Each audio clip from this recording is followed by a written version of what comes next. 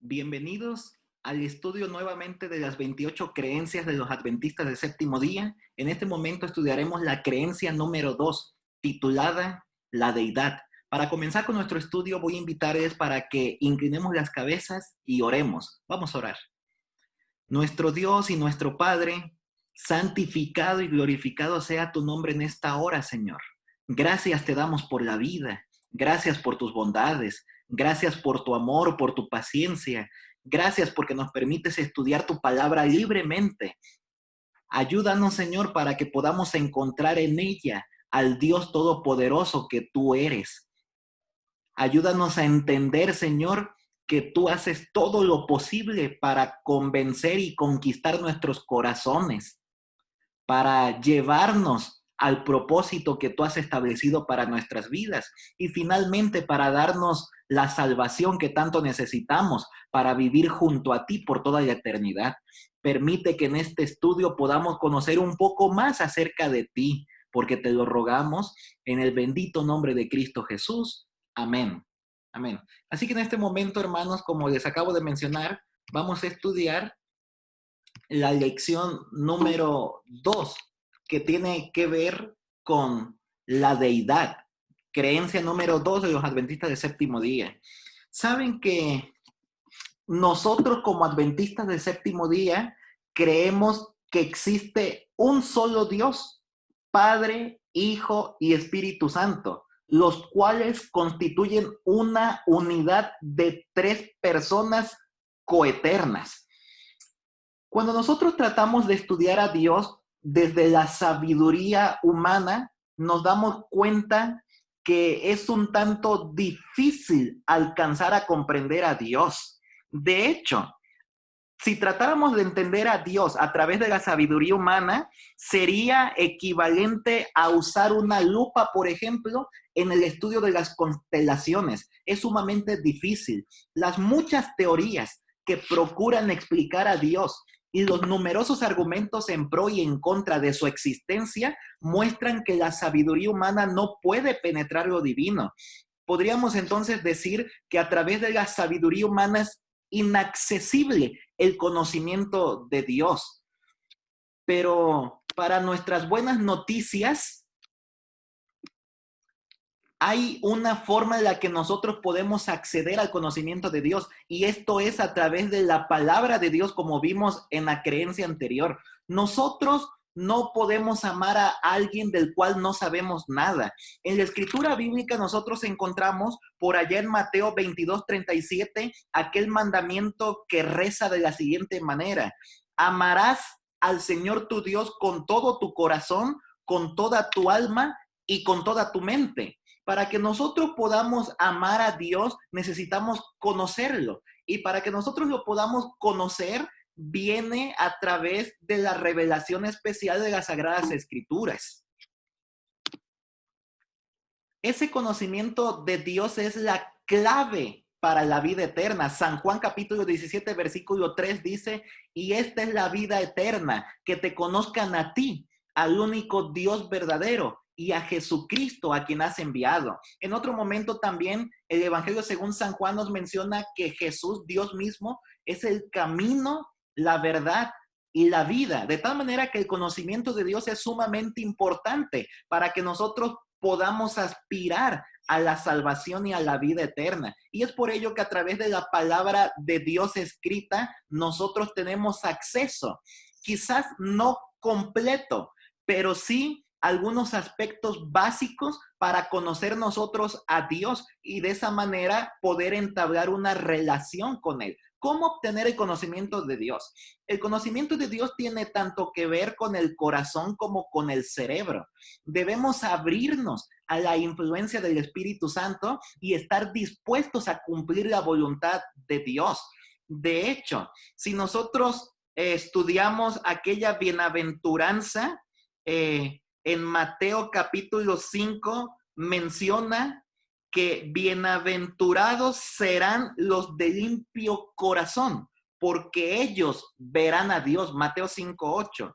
De tal forma que el texto pareciera indicar en una forma contraria que las personas incrédulas, que las personas que no quieren conocer a Dios, que las personas inclusive que se autodenominan ateas sin creencia en Dios, son incapaces, son inaccesibles a comprender a la persona de Dios. Es por ello que al acercarnos en un estudio del conocimiento de Dios, necesitamos primeramente nosotros tratar de querer conocer a Dios, tratar de creer en Dios, en la persona de Dios.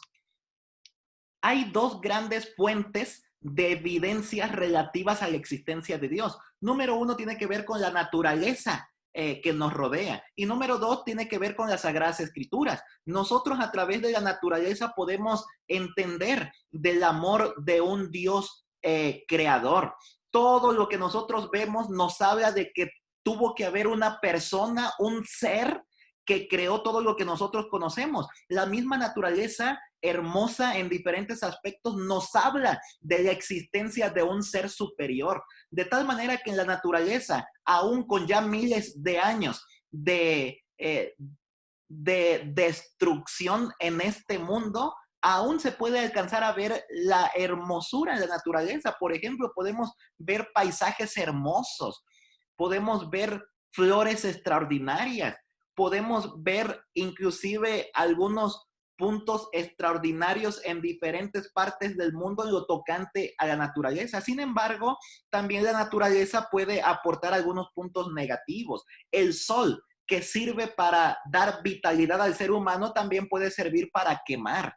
La lluvia, que puede servir para que la naturaleza crezca, también puede servir negativamente para inundar algunos lugares y ahogar a algunas personas, entre algunos otros puntos de la naturaleza. Dios se puede revelar pues a través de la creación. De hecho, el Salmos capítulo 19, versículo 1 dice: los cielos cuentan la gloria de Dios y el firmamento anuncia la obra de sus manos. De la misma manera, Romanos capítulo 1, versículo 20 dice: las cosas invisibles de Él, su eterno poder y deidad, se hacen claramente visibles desde la creación del mundo, siendo entendidas por medio de las cosas que son hechas. Es decir, nosotros podemos conocer acerca de un Dios creador a través de su naturaleza, a través de la experiencia humana. La intuición humana misma da evidencia de que existe un ser superior. De hecho, hasta las personas que no son religiosas, hasta las personas que no son creyentes, hasta las personas que se autodenominan ateos, en ellos existe alguna posibilidad de que podría existir algo más detrás de todo lo que nosotros conocemos. Esta intuición de que Dios existe se encuentra aún entre los que no tienen, como lo dijimos ya, los incrédulos, acceso a la Biblia. Sin embargo, también podemos encontrar el conocimiento de Dios a través de su revelación especial en las evidencias en las escrituras bíblicas. Saben que la palabra de Dios no procura comprobar la existencia de Dios, simplemente la da por sentada. Dice Génesis capítulo 1, versículo 1, en el principio creó Dios los cielos y la tierra. De tal manera que la escritura bíblica describe a Dios como el creador. No hay otro más que creó el mundo de acuerdo al pensamiento bíblico. Fue Dios el que creó al mundo. Por lo tanto, la Biblia presenta a Dios como creador, como el sustentador, como el legislador de toda la creación. Nosotros podemos entender a través de las escrituras bíblicas en cierta medida la persona de Dios. Dios es revelado pues en su palabra a través de sus nombres, a través de sus actividades y también a través de sus atributos. Miren, número uno, a través de sus nombres. Saben que en los tiempos bíblicos los nombres eran sumamente importantes. De hecho, hasta el día de hoy en el Medio Oriente los nombres siguen siendo sumamente importantes, ya que los nombres tienen que ver o revelan el carácter de lo que la persona es, revelan su verdadera naturaleza, revela su identidad. Es por eso que cuando nosotros estudiamos los nombres de Dios en su palabra, podemos alcanzar a comprender algo de lo que Dios es. Por ejemplo, allí encontramos el nombre de El y Elohim, que traducido es Dios. Y ese nombre revela el poder divino de Dios, es decir, revela a Dios como el Todopoderoso. Dios es el que lo puede hacer todo porque en Dios reside todo el poder.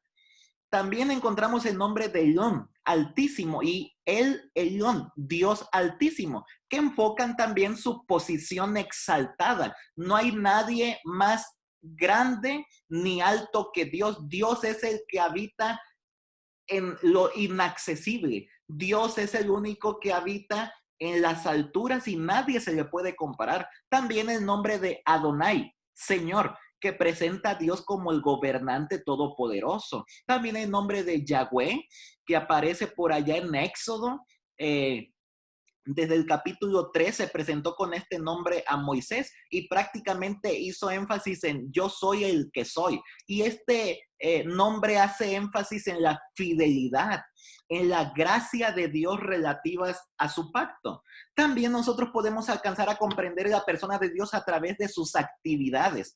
Los escrituras bíblicos, de hecho, pasan más tiempo describiendo las actividades de Dios que la esencia misma de su ser. Es decir, presentan a Dios como el creador. Dios es el que está elaborando la creación del mundo, por lo tanto Dios es creador.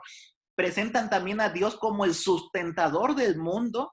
Hebreos capítulo 1, versículo 3. Dios es el que rige todas las leyes físicas y científicas para que nuestro mundo hasta el día de hoy pueda tener vida.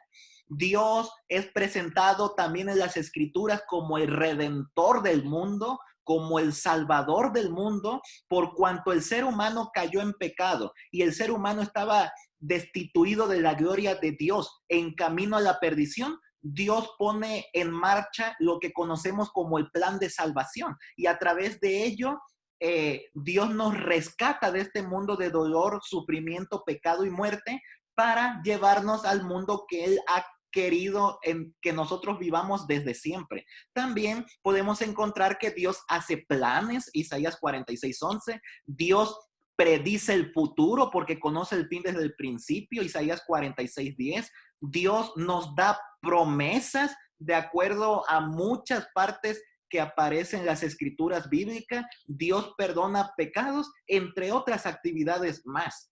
También nosotros podemos conocer a Dios a través de sus atributos. Y en este momento vamos a ver los atributos comunicables y los atributos incomunicables de Dios.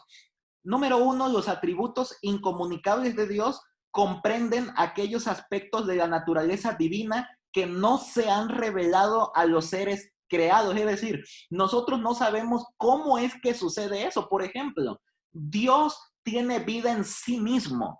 Dios existe desde la eternidad hasta la eternidad. Y nosotros no sabemos cómo sucedió eso. Pudiéramos especular como lo hace alguna otra iglesia que nos rodea por aquí cerca. De pronto algunos dicen es que Dios en algún momento fue una persona humana como nosotros y llegó a convertirse en Dios. La escritura bíblica no habla acerca de eso. Eso es especulación. La escritura bíblica nos menciona que Dios tiene vida en sí mismo. No sabemos cómo sucedió eso, pero Dios tiene ese atributo. También la escritura bíblica nos menciona que Dios tiene una voluntad independiente. No depende de nadie para tomar decisiones, sino únicamente de sí mismo. Dios es omnisciente, Dios lo sabe todo. También Dios es omnipresente, Dios está en todo lugar. Dios rompe la línea del tiempo y del espacio y aún así Dios puede estar presente en todo momento, en todo lugar. Dios es eterno. Al mismo tiempo, Dios, como rompe la línea de espacio y tiempo, Dios es eterno. Existe desde la eternidad hasta la eternidad y aún así puede estar presente en cualquier tiempo de la eternidad. Al mismo tiempo podemos encontrar los atributos comunicables de Dios. Y estos atributos comunicables de Dios son aquellos que fluyen de su amorosa preocupación por la humanidad. En estos atributos, por ejemplo, están incluidos el amor de Dios hacia el ser humano, la gracia que Dios nos extiende para perdonarnos de toda maldad y de todo pecado. Cuando abundó el pecado, sobreabundó la gracia. La misericordia de Dios, que como dice Lamentaciones, se renuevan cada mañana. La paciencia de Dios, porque Dios no quiere que ninguno se pierda, sino que todos procedan al arrepentimiento. Y está siendo paciente con nosotros, esperando a que nosotros decidamos entregar nuestras vidas a Él. La santidad de Dios. Nosotros somos pecadores, pero Dios es santo. Y Dios pide y requiere que sus hijos que le siguen también podamos ser santos. Dios es justo, de tal manera que esto nos indica que al final, lamentablemente, no todos se van a salvar, no porque Dios no lo quiera así, sino que porque el ser humano va a incapacitar esa voluntad de Dios. Dios quiere que todos sean salvos y vengan al conocimiento de la verdad, dice Primera de Timoteo 2:4. Sin embargo, Dios no va a dar por no va a pasar por alto el pecado. Dios ama al pecador, pero aborrece el pecado, así que Dios es justo. Y finalmente, también la Escritura nos menciona que Dios mismo es la verdad. La verdad nosotros la podemos encontrar completamente en la persona de Dios. La soberanía de Dios. Las Escrituras establecen claramente la soberanía de Dios. Él hace según su voluntad y no hay quien detenga su mano, dice Daniel 4:35. Tú creaste todas las cosas y por tu voluntad existen y fueron creadas, dice Apocalipsis 4:11. También el salmista dice, todo lo que Jehová quiere, lo hace en los cielos y en la tierra, Salmo 135:6. Pablo también, al hablar de la soberanía de Dios, dice, otra vez volveré a vosotros si Dios quiere. Hechos 18:21 y también Romanos 15:32. Y también finalmente Santiago amonesta diciendo, deberían en cambio decir, si el Señor quiere, viviremos y haremos esto o aquello. Santiago 4:15. Esto nos muestra que Dios no necesita que alguien le diga lo que tiene que hacer. Dios es totalmente soberano y Él toma las decisiones que Él quiere. Por lo tanto, cuando hablamos de soberanía de Dios, es inevitable pasarnos o brincarnos el tema de predestinación y libertad humana.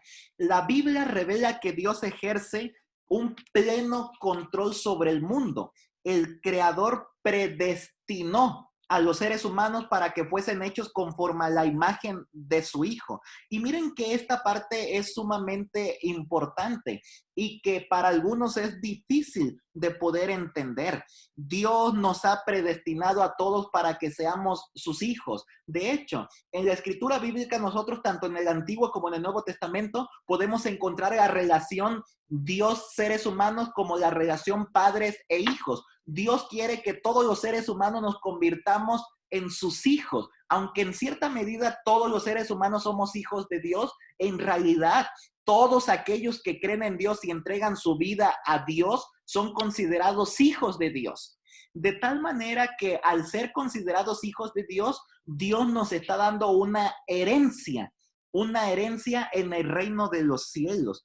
Cuando nosotros hablamos de predestinación, algunos suponen que en las escrituras bíblicas algunos pasajes enseñan que Dios elige arbitrariamente a unos para salvación y a otros para condenación y perdición eterna, sin tomar en cuenta las elecciones de Dios. Sin embargo, esto no es así.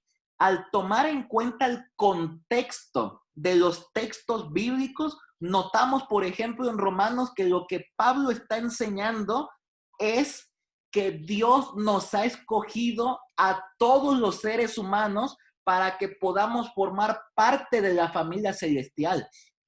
Pablo nos enseña en estos textos en Romanos y también en el libro de Efesios, en Gálatas y en otros más, que Dios ha escogido a todos para salvación, para salvación. Si hay una predestinación bíblica, es esta. Dios nos ha escogido a todos para salvación. Dios puede prever cada elección individual que se hará, pero su conocimiento anticipado no determina cuál será esa elección. La predestinación bíblica consiste en el propósito efectivo de Dios, según el cual todos los que elijan creer en Cristo serán salvos. Miren, ¿qué estamos diciendo con esto? Dios no ha escogido, repetimos, a unos para salvación y a otros para perdición. De hecho, en el texto bíblico más conocido de todas las escrituras bíblicas, San Juan 3:16 dice, porque de tal manera amó Dios al mundo, tanto así que ha dado a su Hijo unigénito, para que todo aquel que en él cree no se pierda, sino que tenga vida eterna. El texto bíblico ese y otros más nos arrojan luz de que Dios quiere que todos se salven, que todos procedan al arrepentimiento, que ninguno se pierda, que ninguno perezca. Dios ha predestinado a todos para la salvación, para la salvación.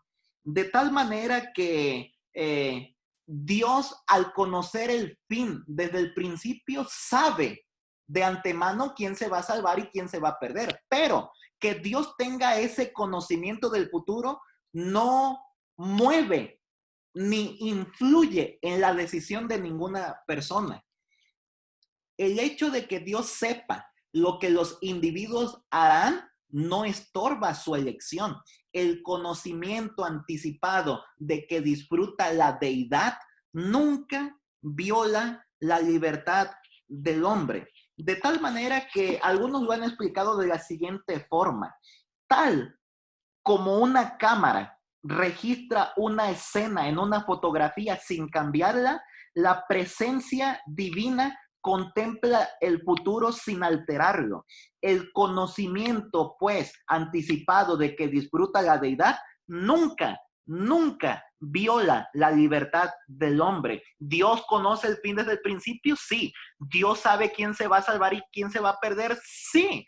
Algunos en este punto mencionan que esto no es así. Algunos pudieran alegar diciendo, ¿Dios conoce el futuro? Sí, paulatinamente. Dios sabe que habrá una segunda venida. Dios conoce que habrá un milenio. Dios conoce que habrá una restauración del mundo, pero Dios no sabe quién se salvará y quién se perderá. Dios lo ve vagamente como si estuviera borroso quién se va a perder y quién se va a salvar, pero esto no es así. Dios, como un Dios omnisapiente, lo sabe todo, pero el hecho de que lo sepa no afecta la decisión que cada persona va a tomar.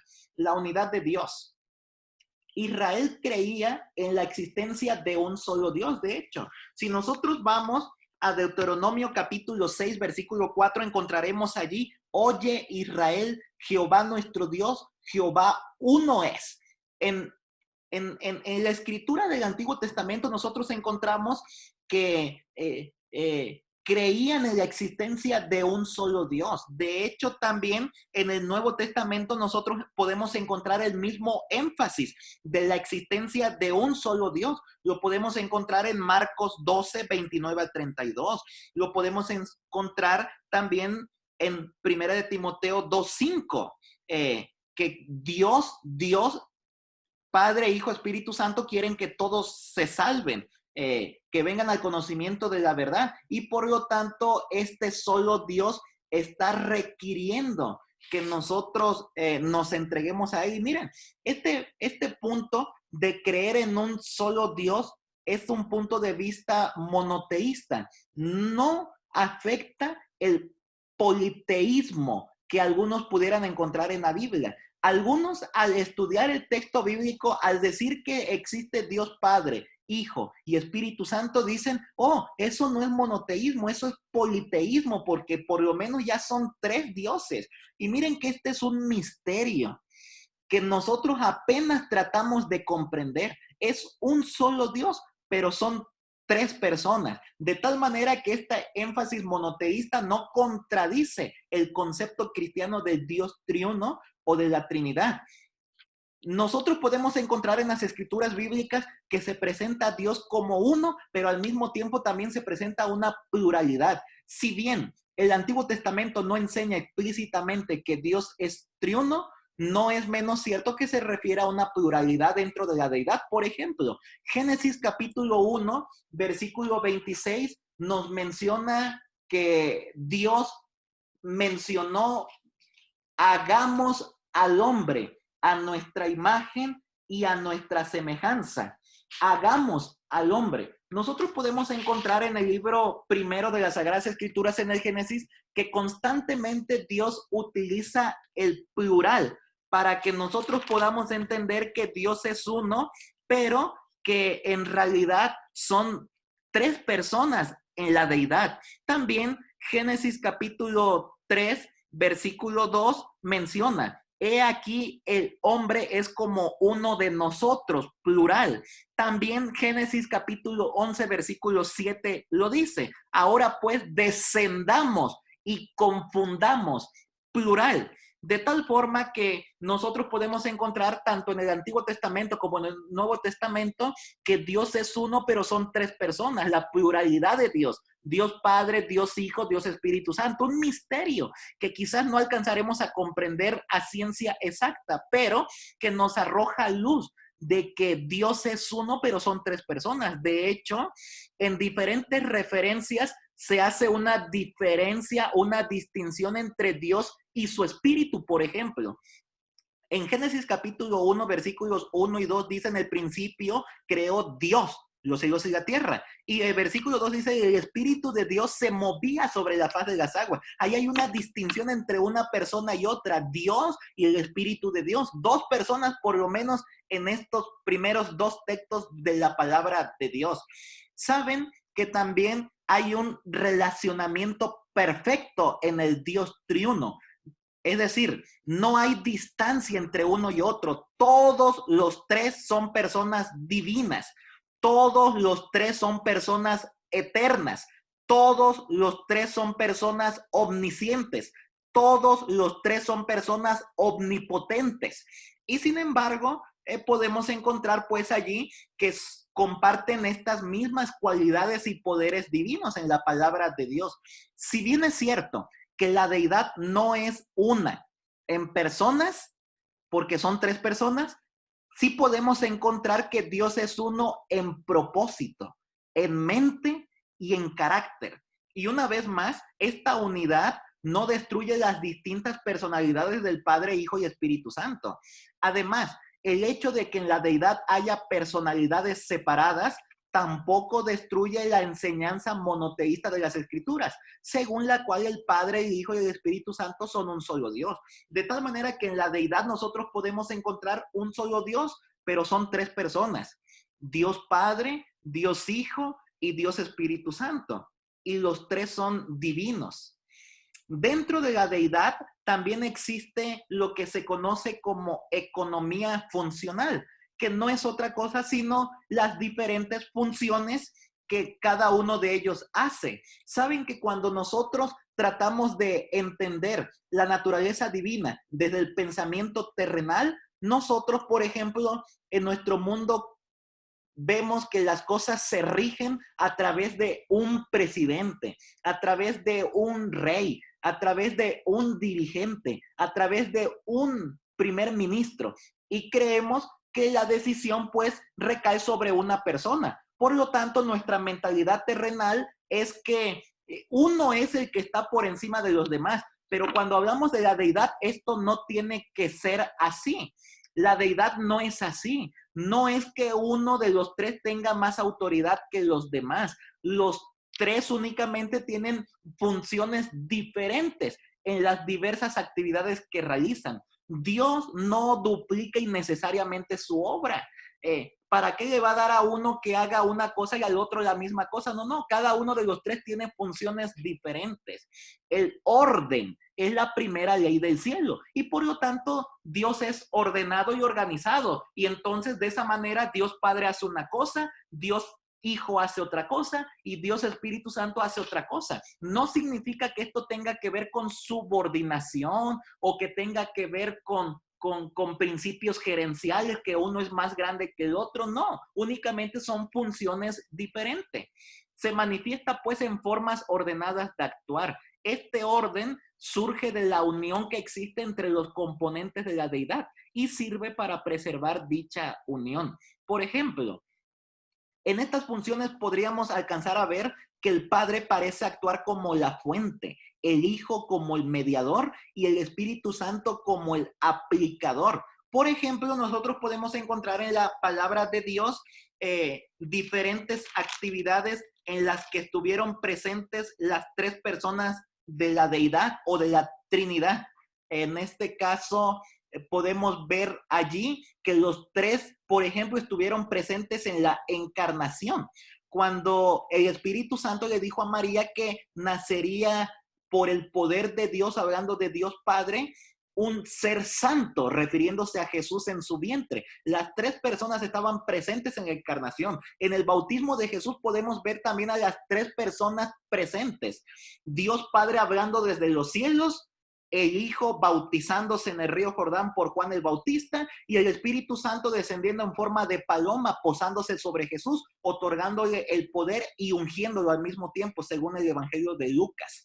De tal manera que las tres personas de la deidad han aparecido presentes en los mejores eventos. De hecho, en la crucifixión también podemos ver a los tres. Podemos encontrar al Espíritu Santo impartiéndole poder a Jesús en el Getsemaní unas horas antes de ir a la cruz. Podemos encontrar a Jesús colgado en la cruz y a él mismo diciendo, Dios mío, ¿por qué me has desamparado? Refiriéndose a Dios Padre.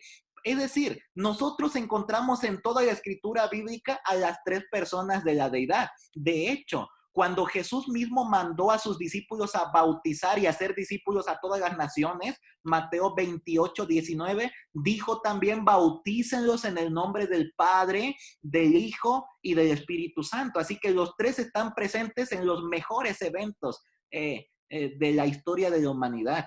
En la economía de funciones, los diferentes miembros de la deidad cumplen distintas tareas en la salvación del hombre.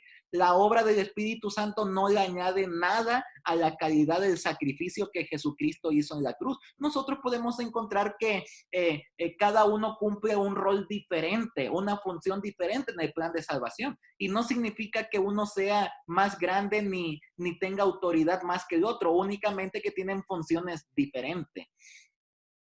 Como ya habíamos dicho en algún otro momento, el foco de las escrituras bíblicas es el mismo Señor Jesucristo. Por lo tanto, la salvación se convierte en una parte principal en la historia de la humanidad, de la redención y salvación. Cristo, el mediador entre Dios y nosotros, nos une de este modo a la deidad. Jesús, pues, es el camino, la verdad y la vida. Aunque son tres los de la deidad, Jesús es el único que se hizo ser humano para morir en nuestro lugar. Jesús es el único que conoce nuestras limitaciones, el único que conoce lo que nosotros vivimos y lo que estamos padeciendo. Es el único dispuesto a compadecerse con nuestras debilidades, como dice el autor de Hebreos. Las buenas nuevas están centradas, por lo tanto, en una persona y no solo en una práctica. Tienen que ver con una relación y no solo con reglamentos, puesto que el cristianismo es Cristo y esa relación tiene que ser entre el ser humano y Dios. En la cruz, la Trinidad hizo una revelación completa de su abnegación. Allí encontramos nuestra más completa revelación de Dios. Desde esa cruz, Dios proclama su amorosa invitación a nosotros: reconciliaos con Dios. Y entonces la paz de Dios, que sobrepasa todo entendimiento, guardará vuestros corazones y vuestros pensamientos en Cristo Jesús. De tal manera que nosotros en la cruz podemos encontrar que allí se mira el grande amor que Dios tiene por la humanidad. Dios podía haber dejado que el ser humano se perdiera, que el ser humano se muriera, pero no era el plan de Dios. En el núcleo principal de Dios Padre, Hijo y Espíritu Santo, en su junta directiva, quizás si así la llamáramos, ellos dijeron, ¿qué hacemos? ¿Que el ser humano muera y se pierda? o lo rescatamos. Y entonces eligieron los tres tomar la misma decisión de rescatar al ser humano. Y entre las funciones que se repartieron, cada uno tuvo una función en particular, de tal manera que hasta el día de hoy, el Padre y el Hijo están presentes con nosotros y en nosotros a través de la persona del Espíritu Santo. De tal forma que ante cualquier situación que estamos viviendo, Dios, toda la deidad, Padre, Hijo y Espíritu Santo trabajan para que nosotros podamos ser convertidos, transformados, creer en Dios, creer en su palabra, aceptar sus promesas y de esa manera nos podamos salvar. Ojalá que ninguno de nosotros se pierda, sino que todos procedamos al arrepentimiento. Qué creencia tan más extraordinaria, creer en Dios Padre, Hijo y Espíritu Santo como tres personas coeternas, tres personas divinas que están dispuestos a hacer todo lo que esté a su alcance para salvarte a ti, para salvarme a mí. Vamos a inclinar las cabezas para orar. Nuestro Dios y nuestro Padre, santificado y glorificado sea tu nombre, Señor. Gracias te damos por la presencia de tu Espíritu Santo en este día para tocar nuestros corazones. Gracias, Señor, por los atributos y por tus nombres que nos dicen que tú eres nuestro Salvador, que tú eres nuestro sustentador, que tú eres un Dios justo y que toda aquella persona que tiene hambre y sed de justicia un día serán saciados. Gracias, Señor, por tu amor. Primera de Juan 4:8 nos menciona que el que no ama no ha conocido a Dios porque Dios es amor. Gracias porque en tu grande amor, en tu grande misericordia, en tus grandes bondades, has estado dispuesto a mandar al Señor Jesucristo a morir por nosotros en la cruz del Calvario. Qué grandes actividades y acciones has realizado en favor de nosotros como seres humanos. No lo merecemos. Somos pecadores, sin merecimiento de nada quizás, pero por tu grande amor lo has hecho. Ayúdanos, Señor, a aceptarte, a creer en ti, a aceptar tu palabra, a creer también en tus promesas. Ayúdanos a hacer nuestras las palabras de tu palabra escrita y que puedan servir para cambiar nuestras vidas, que puedan servir para traer a nuestros corazones salvación y vida eterna. Quédate con nosotros, Señor, en el resto de este día, porque te lo rogamos en el bendito nombre de Cristo Jesús. Amén. Que el Señor les bendiga y nos vemos en el próximo estudio.